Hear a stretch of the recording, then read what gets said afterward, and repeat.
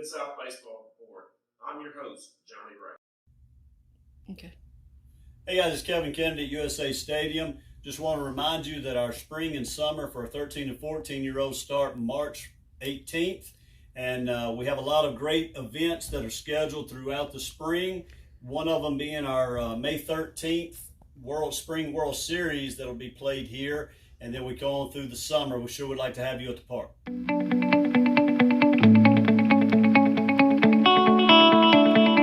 Today we have a great opportunity to sit down with a baseball icon, local legend, and I mean that in the most sincere fashion, Jeff Hopkins, longtime friend of mine, mentor, somebody that I've looked up to for many years as I've been on the baseball scene here in Memphis, somebody that has given me a lot of advice, somebody that has been a good friend.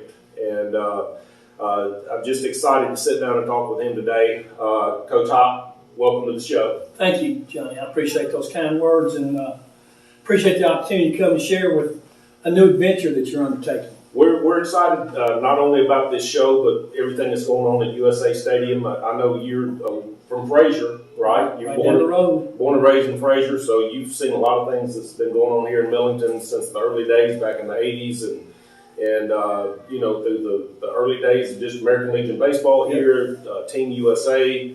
And, you know, there's just a lot of cool things happening here. We're just trying to expand on this with this show.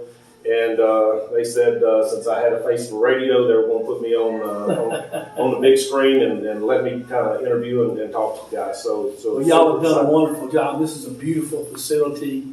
And you're right, I was here at the very beginning when, you know, Babe Howard started this with Tommy Dinsford and his Legion team.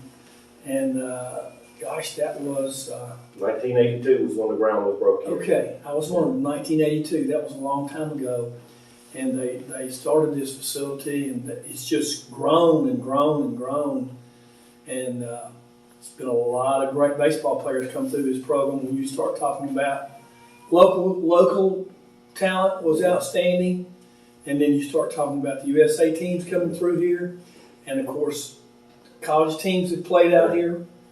And there's been some outstanding opportunities for the people in this area to see good quality baseball. No doubt. And now what you've done with this facility, with turfing all these fields and expanding, it's a great thing that y'all done for young people. Yeah, we're definitely excited. And, you know, as you know, baseball's always been good in Memphis and across the country. You know, there's high school travel teams that's competed at the national level for many years. So Memphis has always been on the map. So what better place to have a home for Memphis area baseball than at this facility with 5 fields be ready by the spring, and good possibility at some time in the near future we're going to add some more. So wow. pretty cool.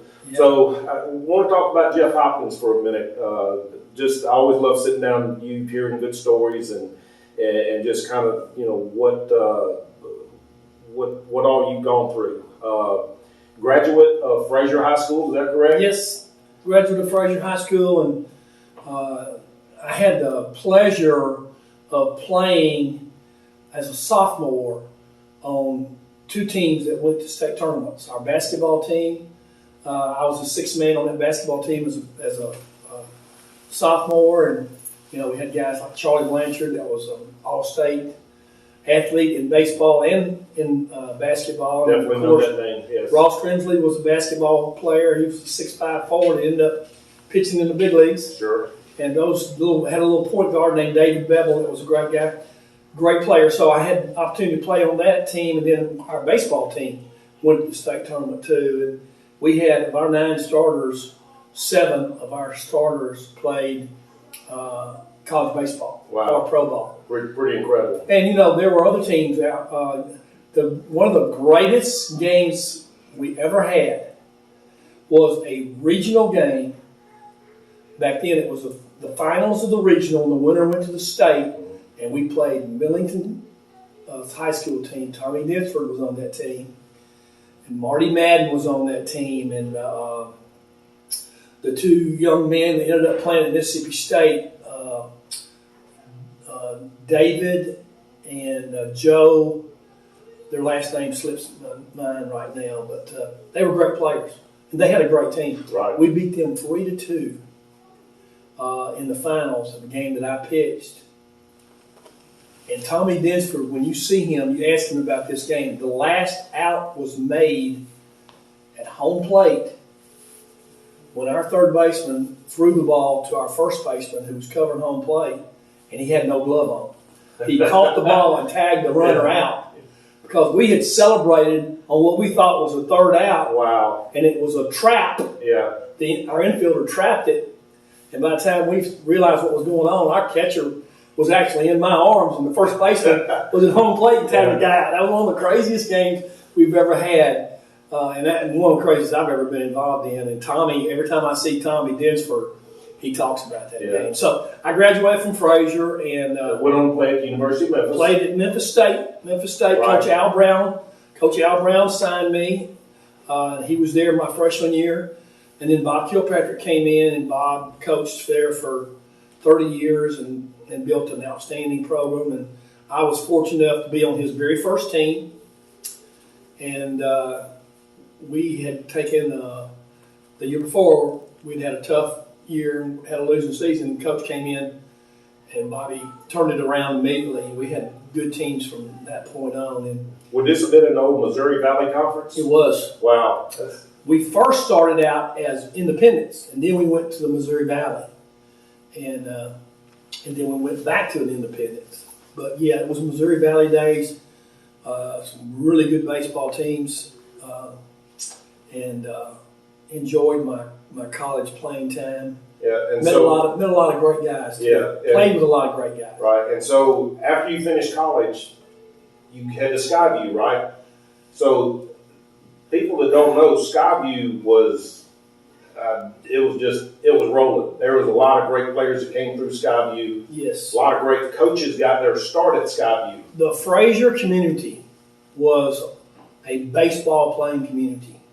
And we grew up playing the game. I can remember as a young boy, in the summertime, you get up, you eat breakfast, you go. We went to a field and played until lunch, came home, ate a sandwich, went back and played till dark. Right. And many of the kids in Frazier did that. But yeah, I had the great pleasure of coaching 1 year at Skyview. But then it was followed by some Phil Clark coached there. I've heard of it. Yeah, I guess you had a great coach, local coach, and Phil was a great player. I coached when I was a junior in college. I knew I wasn't going to play pro baseball, and I wanted to go into coaching. I started coaching the Sheriff's Department American Legion team, and Phil Clark was on my very first team. Wow. Along with my younger brother Mike and Dickie Clinton. And there was a number of guys. Randy Haney was an outstanding pitcher at Frazier High School, went on to pitch at Memphis, as did Coach Clark and my brother Mike. They all played at Memphis.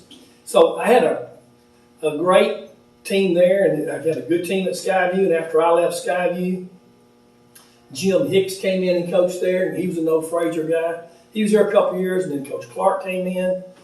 And great athletes came through there. Jerry Spohr ended up being a safety at Ole Miss. He was a three-sport player. Tommy Scarborough, who ended up coaching at Bolton, was a great coach. The name's coming to me. I think I'm going to get this right. Actually, brothers, Jeff and Chris Duncan. You ever heard of those guys? Yeah. Both of those guys came through. Jeff swing it? Was he any good? Just a little bit. Yeah, just a little good bit. player, wasn't he? Yeah, and the thing I remember about Jeff and Chris Duncan is they lost their father at a very young age. Right. And their mom, Peggy, was Great lady. Great lady, and boy, she made those boys walk the line, and they both were out. Excuse me. They both were outstanding players. Played college ball, and then Jeff went on to play pro ball, and he's back in the area now and helping young people.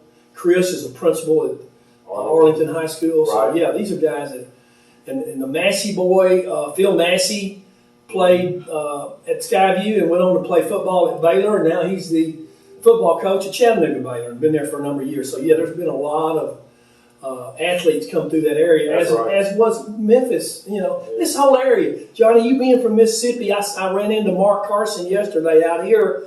Mark was a great pitcher at Northwest, where he's now coaching. Then he went to Southern Miss and pitched.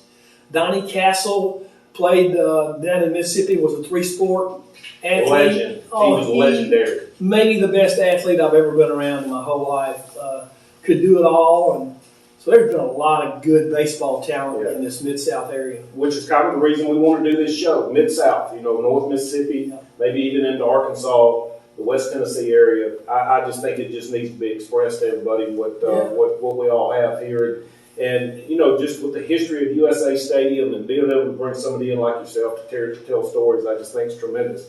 So after you left Skyview, now I want to point this out. You coached at every amateur level you can coach at. You coached at the high school level, you coached at the junior college level, and you coached at the collegiate level. So after you left Skyview, you go to Jackson State as an assistant for a couple of years, and then you become the head coach, where you really started developing your roots as a big time college baseball player. I did. I've been blessed. I've been blessed to coach at different levels and to have a lot of relationship with kids at different levels. And I had the fortune of working for a man in Jackson, Tennessee named Jack Martin, who recruited me out of high school. The field's named after him. His field in Jackson, Tennessee at Jackson State Community College is named after him. He was a wonderful man, just a great Christian man, good family man, good baseball man. And he came to me when I was at Skyview and he said, "Hey, look, I'm going to coach 2 more years. I'm also the athletic director. 2 more years I'm going to coach, and I'm going to become the full-time athletic director. So I'm looking for somebody to come in who I can hand this baton off to." And he said, "You're the guy I want." So I was blessed there. And I had some of the most wonderful years up there. I left Memphis. My oldest daughter was 2 months old. And my second daughter was born in Jackson, Tennessee. So, yeah, we were there 13 years. And then I had the opportunity to come back to my alma mater and under Coach Kilpatrick and be a pitching coach for him until he retired. And then I took over as the head coach.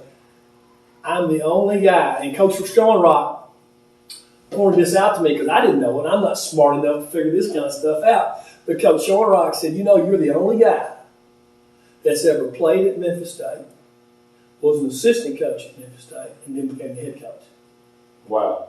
In all the years that they've been, there's only, I think, that's something I've never thought of, but I've been blessed enough to do that. That's a blessing, and I'm thankful for it. Well, and great career at Memphis, especially those early years. You had guys, that came through your program, Lane McCarter, Collins Day. I know there's a lot more guys. Those are just really the first two that come to mind. They were big parts of your program, and now they've gone on to be, really good high school coaches. But talk about some of those players that came through your program in the 90s. Well, I was really blessed. When I first went out there as an assistant, we had some really good teams. Coach Kilpatrick had some good teams. And Chris Stewart was one of my pitchers on that squad.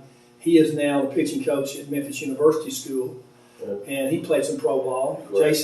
Jason McConnell was on that team, and he pitched and played some pro baseball. There's just so many guys I know I'm going to leave some out. And then when I was really blessed in that when Coach Kilpatrick was leaving, he actually got sick and had to leave the game probably a little earlier than he wanted to, although he coached for 30 years out there. I had been more or less a recruiting coordinator and had a great class coming in when I became the head coach. And Mark Little, who ended up, he's an All-American and played in the big leagues. And Kerry Fenton, Mark Bland, all these guys are all conference players. And then we had was Dan Ogla part of your group? Dan came later. He came later in my career at Memphis, and he was from Columbia, Tennessee, and turned into a really outstanding. He was a better pro player than he was a college player. Right. He was one of those guys that developed very late. And, man, when he developed, he took off and was crazy. But we had some real good teams. My first team there won 45 games as juniors. And then the next year as seniors, they won 52 games. And we were like 1 game away from going to the College World Series. That has to be a school record for wins at Memphis. It is. Yeah. And that group was a special group. Just a wonderful group of guys who could really play the game. And had great senior leaders that how important that is, Johnny. Absolutely. To have the leadership that you needed. And so that was a fun time for me at Memphis, and just was really blessed to be able to coach at my alma mater. Right. Well, and now we're going to start getting into the early 2000s. Probably by the time that I got to know you and be around you some, you after you left Memphis, I know you had a short stop at Olive Branch just as an assistant. But then you go to Collierville High School, and man, what transformed in Collierville? It used to be a sleepy little town. Now you got a major, large school, and you got unbelievable facilities, you got unbelievable players, and you just helped take that program to a different level. I know you'll get to it in time. State championship out of that group, several sectional titles, several trips to the state tournament. But talk about your time at Collierville. It was really a blessing to me. I left Memphis, and I stayed in the Shelby County school system because I had invested so much into my Tennessee retirement system. Right. So I decided to stay in Shelby County, and I was not coaching baseball for a year. And then Coach McNair, who's now the head coach at Collierville, asked me to come to Olive Branch and help him with his pitchers, which I did. And I was there for a very short period of time. But one of the kids that was on that team was Ed Easley, who's got these teams going in this area now, Easley Baseball Group. Ed was a great player. You saw that very quickly, that he was a great player. But I was there for a short period of time. Then I got a phone call from an old Fraser High School basketball teammate that said, "Hey man, this job at Collierville is opening up. Would you be interested in coaching?" And I thought, that might be fun. So I did, and I took over that program in 2002. And I'm gonna tell you, Johnny, it reminded me so much of the community that I grew up in, because I went into a program where their players were pretty good, and it just seemed like every year I kept waiting for the well to run dry, and it never ran It just dry. kept coming, didn't it? I was blessed. These players just kept coming. On that very first team was Zach Cozart. He was a sophomore, ends up playing at Ole Miss, and he's one of the greatest athletes I've ever been around. All-star Major League Baseball. Yeah, played for the Reds and played out west some for The Angels. He's been the with Angels. Yeah, and just really and then I had pretty good left-handed pitcher. I was just fixing to say, then right after that, the big Pomeranz boy who grew up in that community stepped into our program, and he was actually, as a ninth grader, our closer, which tells you a little bit about his makeup, that he was, even at that young of an age, such a competitor. And then the rest is history. For the next 3 years, he was lights out, and really enjoyed coaching out there with those guys. And we've had, not only great baseball players out there, but we had some really good kids that are now working. I talked to one yesterday. I found out it was his birthday, Matt Yoakley, and I texted Matt, and I hadn't seen him in a few years, and I said, "Happy birthday, what are you doing?" And he said, "I'm working with International Paper, my 6th year, and I've got a 1-year-old boy," and so he's doing fine. He's married. It's great to hear from your old players. Oh, it is. Yoakley pitched for me at Collierville, and then he went on and pitched at Memphis. Sure did. Was Great a career at Memphis. Yeah, had a great career. Was a closer out there for them. And Mark Ashley is another name. Another he great pitched career for at me. Memphis. Pitched at Memphis. So we've had a number of great players out there in that Collierville community. And I just, I'll tell you a funny story real fast. My first year. I knew we were going to get story time at some point. Yeah, my first year. In the spring, we were taking off and going to Hartselle, Alabama to open our season up. Right.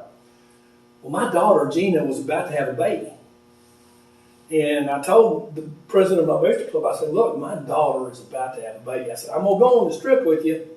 I said, "But when I get that phone call, I'm gone. Right. I'm going back to the hospital." He said, "I'll tell you what, I'll follow the bus in my truck, and when you get that phone call,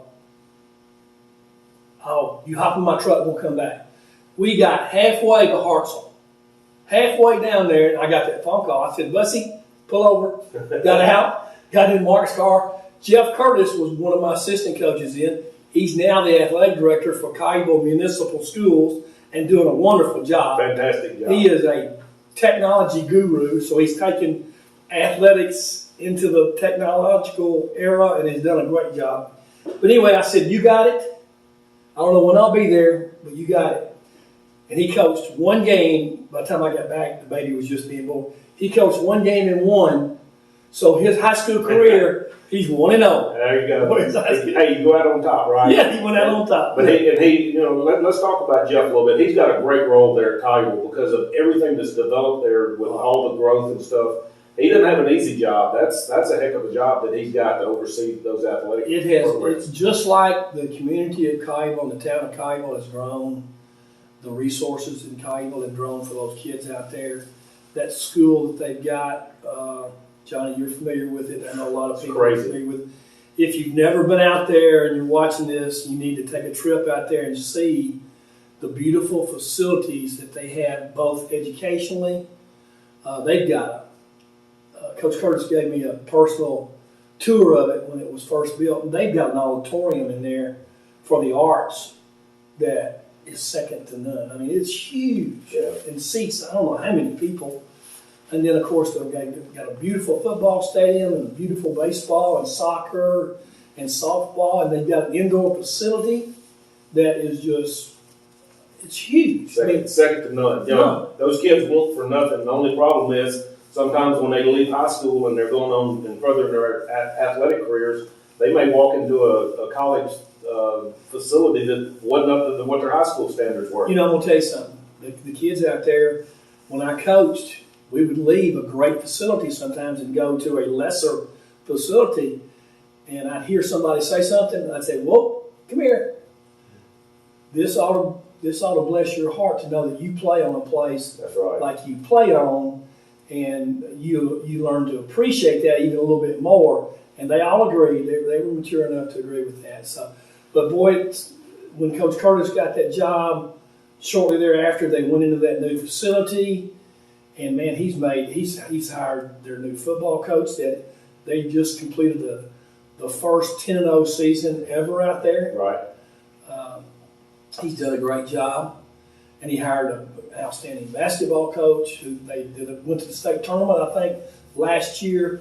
And of course, they got Cedric Henderson as their new basketball coach. Yeah. So I mean, Jeff's done a wonderful job, and he's well deserving of it. And last time I talked to him, he said, "Man, they're working me to death." He said, "But I love it." I guarantee he does. He's the right guy for that position. I've always admired him as well. And, I always loved it when y'all were, had your teams together in the summer and y'all would come play in our tournaments. And, Barry Hyatt being a part of your staff. Barry still reminds me to the day that I had a double elimination bracket going. I think y'all showed up and had to play like 7 games in one day. Y'all showed up with an army of kids. And you just kept winning and kept winning. And he said, the best thing I got out of that thing, he said, we didn't make the championship. He said, but you gave me a T-shirt. I remember you giving me that T-shirt. But, I've got to know Barry out here through the stadium. He's coaching, some at Southwest with their program as kind of a dugout. And there's another story right there. Eric Schoenrock. Eric Schoenrock played for me at Colleyville. When Coach Schoenrock came to Memphis to accept the job out there, he called me and says, where are you coaching? I said, in Colleyville. He said, we're going to move into that community. I want Eric to play for you. And they did that. And he had a wonderful career for me. That's just a testament to you. I mean, it is. For people to move into the community. I've known Coach Schoenrock, and he knew that not only were we going to teach baseball, but there were going to be some more important things that we... A lot of life lessons. Absolutely. Yeah, and that's what I've always admired about you is you get it. It's just not about the wins and losses. Well, I try to tell my grandson that's playing this game now, the most important thing for me is for him. A Bible verse comes to mind. It says, I find no greater joy than to know that my children walk in the truth. That's right. That's what I've told him. I said, I don't care what kind of baseball player you are. I want you to love the Lord with all your heart, all your soul, and all your mind. And that's important to me, and it's important to my family. And again, I've been blessed. I'm watching him, and he's having some ups and downs, but we all do. That's right. Well, and I'm keeping you from that. I appreciate you taking a few minutes to come in and sit down and talk. And I'm going to try to wrap this up. So you retired 2016, 15? No, 2014 was Okay. last year. 2013 was the year that we won the state tournament. That's right. With a team that, this is a miracle story right here. We took some outstanding teams to the state tournament. And came home empty. And came home empty. And they were really, really good. This team in 2013, I'll never forget it. We went to Ripley to play one of my former players who I coached at Jackson. A guy named Terry Ogle was the baseball coach up there. And they beat us 1-0. And at that time, this is like, I don't know, first week of April, we were like 8-8. And on the way home, Trying to figure it out. on the way home with my coaches, I said, I'm not sure we're going to win another game. I said, I'm not sure we're going to win another game. And Coach Curtis, who was always the positive guy, he's really positive. He said, Coach, we're going to be fine. We're going to be fine. And sure enough, that group went on a winning streak. And I think they won 21 or 22 games in a row. And they got hot at the right time. That's right. And boy, they went to that state tournament and they beat a Farragut team. Their stud pitcher was the guy who was the son of the coach up there at that time. He had been at Fullerton, and I can't remember his name right now, but he was the coach. It wasn't Tommy Farr, was it? No, Tommy was at. He was going to Knoxville. He was coaching at Farragut at that time. Okay. I apologize for not thinking of that guy's name, but his son was a great pitcher, and we beat him for the state championship. And that was a team that just, and Johnny, you've been there before. You've been around athletics all your life. Sometimes it's just the team that's the hottest. That's right. At the right time, and that team was. They got hot at the right time, and won the state championship, and I was very blessed. So I stayed one more year, and then I retired. So since that time, I've been chasing grandkids. Yeah, chasing grandkids, chasing a ball up and down the fairway, I'm sure. Well, I'm spending a lot of times in the woods. Yeah. I'm sure your golf game's pretty good. Well, I don't know about that. I thought the more I played, the better I would get, but that's not true. Yeah, I understand Not that. true. So, kids, grandkids, everybody good? I know Everybody's good. I get to see your grandson out here playing, and love it when you come to the ballpark. Other than that, are you involved in baseball at all? You coaching, mentoring, lessons, anything? I am doing lessons. I'm doing private lessons, and that keeps me involved with young people, which I've always enjoyed teaching the game. And when I have a 45-minute or an hour session and get one-on-one with a kid and see that young person develop, it's a great joy to see them get better and better and better. And Well, I've seen you in action. You're a natural-born teacher. I mean, I've seen you in action. In the dugout, in one-on-one situations. You just command an audience, and people just gravitate to you, and they sponge off of you. Well, the truth of the matter is, I'm a product of my coaches that I played for. Johnny, I told some coaches back years ago when I had the opportunity to speak to a large group of coaches up in at the January clinic that we had at the TBCA. I had an opportunity to speak to those coaches, and I told them, I said, you'll amen me on this. As a young man, I remember every coach I had in every sport. I Sure do. You remember, No doubt. you don't forget them. Yeah. There's good coaches, and there's average coaches, and then there's some that, but I remember every coach, and I told those coaches at that time, if you're just teaching the game of baseball, you're cheating your players. Yeah. You got to teach them those life lessons that we're talking about. But I'm a product of the players, of the coaches that I played for. When I look We back all on my take just a career, little bit from it. absolutely. When I think of all the things that Bob Kilpatrick taught me when I was a young person, and Al Brown, and then having the opportunity to play for a man like John Clayton at Frazier High School, who eventually went on and became a principal. Actually, he was the first principal at Houston High School. He opened that school up. Wow. And the Clayton name, Joe and John Clayton are well respected in this community. And you just don't get any better than those men that I've mentioned. And not only are they all great coaches, but they're great men. Right. And, you learn something. Even an old hard-headed country boy like me learns a little bit from those guys. I hear you. I think I was probably right in that same line with you, because I was definitely the one that figured it out later after it was all past me. A lot of that early stuff was past me. It all just kind of clicked, and yeah, I love my time coaching and passing on the knowledge. And you talked a little while ago about Matt Yoakley giving you, just having communications with him. One of my former players, just out of the blue, sends me a text message about 10 days ago and said, "Coach, I just want to thank you for everything you've ever done for me." He said, "I would not be where I am today if it was not for you." And this man had a tough upbringing. Had lost both of his parents to a car wreck, and he just needed somebody in his life. And he now has been the assistant coach at the University of Oregon softball. If you know anything about the softball circuit, you know how big Oregon softball is. Mm-hmm. And he's now at the University of Arizona as softball coach.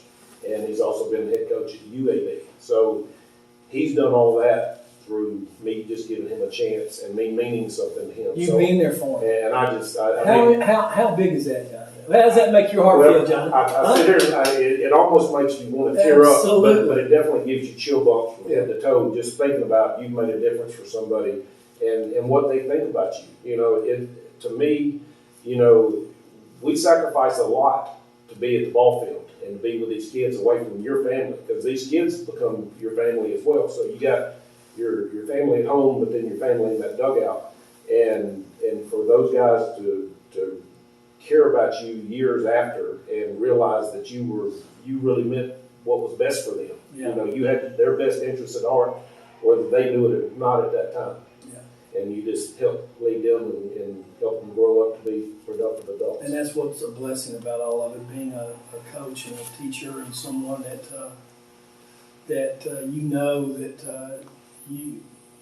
they blessed you, and you just pray that you bless them as well. That's exactly right. Well, Coach, I've taken enough of your time. I could sit here and talk to you all afternoon. You're just such a great person to have as a resource, and the people that you've touched over the years have just been countless and immeasurable. And I know those were some big words coming out of my mouth. I usually don't use those big words, but I really mean it, and I've always thought the world of you and appreciate everything you've always done for me. You're very kind, Johnny, and those kind words, believe me, touch my heart. And I appreciate them very much. And again, you're doing a great job. Thank you. And if you ever do this again and you need me to come back, I'll even tell you about the time when I was at home plate and got upset with an umpire and was arguing with him. I threw a bat up in the air, and the umpire says, "If that bat hits the ground, you're out of here." And I believe it did. It hit the ground. I was gone. Well, we got more time for story time at some point. I appreciate it. All right. Thank you so much. Thank you, Johnny. Hey, Jeff Duncan here. Just wanted to let you guys know that I'm hosting my 5th annual hitting camp this January 15th and 16th with Coach Turtle Thomas of the Texas Rangers. We've done a camp here in Collierville in the Memphis area for the last 5 years, and it continually grows every year. So this year we're going to have it at the Collierville High School indoor facility on January the 15th and 16th. It's going to be a 4-hour format on Saturday and Sunday. We will do 1 hour of defense on Sunday and 7 hours of hitting. So for $200, you get 8 hours of instruction. We'll have several local professionals in the Memphis area here that you guys can relate to. So please reserve your spot. Call me at 827-9562.